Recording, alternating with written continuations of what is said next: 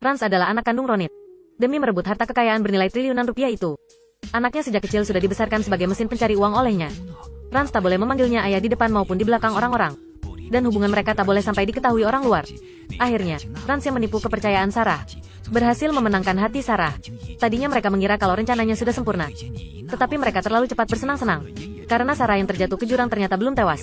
Dan sedang dalam perjalanan untuk bergegas tiba demi membalas dendam. Suatu ketika di sebuah perlombaan, Rans memimpin di depan. Dia menyetir dengan sangat cepat di jalanan yang licin itu.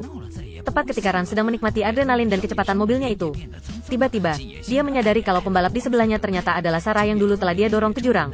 Hal ini menyebabkan mobilnya meluncur terbalik. Untung saja orangnya tak apa-apa. Sarah pun berhasil memenangkan perlombaan ini. Dia mengemudikan mobilnya kemari dan mengumumkan di hadapan Rans kalau dia hendak menghabisi Rans sampai tak bersisa apa-apa.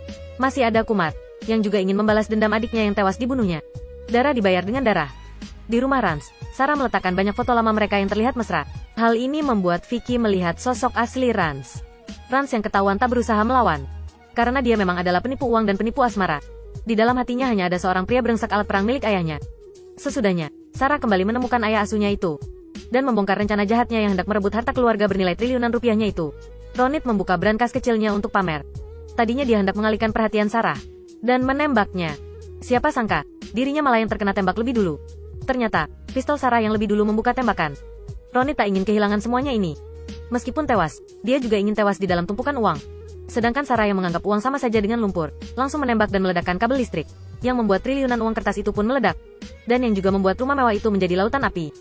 Ketika Rans bergegas tiba kemari, ayahnya sudah tak bisa diselamatkan lagi. Sejak kecil, dia sudah dididik oleh ayahnya sebagai mesin pencari uang yang tak memiliki perasaan. Sekarang ayahnya tiba-tiba tewas. Dia pun seketika menjadi panik seperti kehilangan arah, serta tak stabil emosinya. Kumar langsung menerbangkannya dengan sekali tendang. Saat itu, demi merebut kekayaan Sarah, Rans membunuh adik kembar Kumar. Sekarang adalah saatnya darah dibayar dengan darah.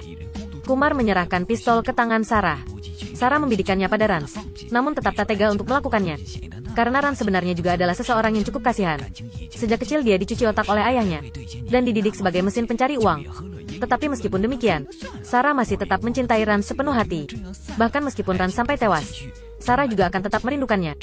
Inikah kesedihan hati wanita? Rans tiba-tiba bangkit berdiri dan berjalan menuju Sarah. Kumar mengira dia mempunyai maksud jahat, sehingga dia segera menerbangkan pisau ke dadanya. Tak disangka, Rans bertobat dan menyadari kesalahannya. Rans sudah lelah dijadikan mesin oleh ayahnya. Jika ada kehidupan selanjutnya, dia pasti akan benar-benar mencintai Sarah dengan baik. Seperti halnya Roma mencintai Juliet. Demi Sarah, Rans memilih untuk menyerahkan nyawanya. Lalu dia pun melompat ke dalam jurang. Sarah hendak menerjang untuk menggenggam Rans. Tetapi dia hanya menggenggam udara. Di detik terakhir hidupnya, Rans akhirnya merasakan apakah itu cinta sejati. Hidupnya termasuk tak sia-sia karenanya. Film ini berjudul Machine.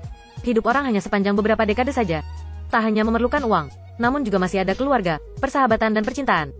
Jika kau menyukai seseorang, maka kejarlah dengan berani dan rasakanlah sebuah asmara yang membara.